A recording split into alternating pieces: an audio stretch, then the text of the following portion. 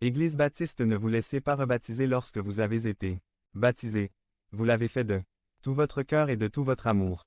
Les seuls que nous rebaptisons sont ceux qui proviennent de certains mouvements hérétiques comme les témoins de Jéhovah qui ne reconnaissent pas la Trinité, les Mormons, les Adventistes, les spiritualistes, et non pas parce que nous aimons rebaptiser mais parce que dans ces cas-là nous considérons qu'ils avaient je n'ai jamais reçu le baptême chrétien. Bon, tout ça, c'est bien, mais pourquoi baptisent-ils les enfants comme les catholiques?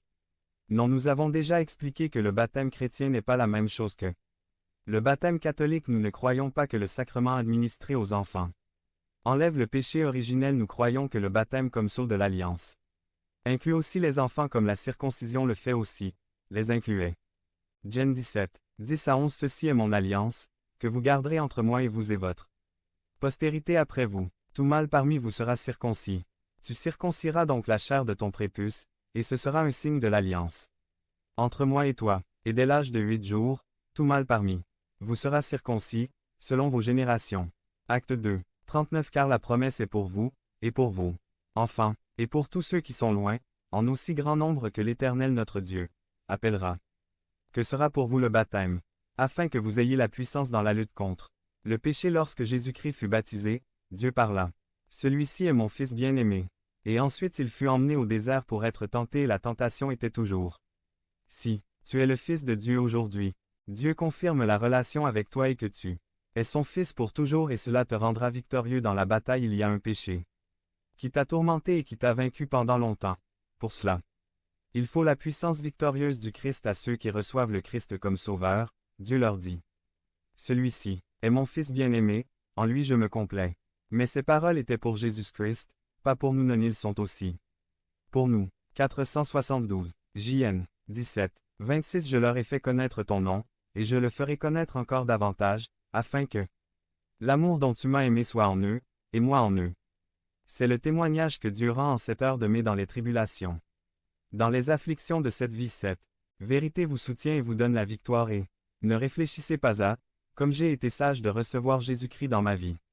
JN 1, 12-13 Mais à tous ceux qui l'ont reçu, à ceux qui ont cru en son nom, il a donné le droit de devenir enfants de Dieu, qui n'étaient nés ni du sang, ni de la volonté de la chair, ni de la volonté de la chair, de l'homme, mais de Dieu. Devenez membre de la chaîne et soyez un instrument de la parole de Dieu. Ne manquez pas cette opportunité d'avoir un impact sur des vies. Cliquez maintenant sur le lien dans la description et aidez-nous à diffuser la parole de Dieu. Jeudi saint, vendredi saint par Paul Andrew. Résumé. Année C. Jeudi saint. Une certaine jeune fille vivait au Mexique pour aider ses parents. Matin, midi et soir, il sortait son sachet de thé d'une boîte de conserve sur laquelle il y avait une photo du Cerro Verde. Après la mort de ses parents, il a décidé de voyager en bus vers l'Amérique centrale. Et soudain, alors qu'il tournait le bus vers l'ouest du Salvador, il a vu à travers la fenêtre l'indication et la photo de ce qu'il avait toujours admiré sur la boîte de conserve du toutes ces années. Rien de moins que le Cerro Verde. Elle était sur le point de crier. Mais elle s'arrêta et se dit comme en secret.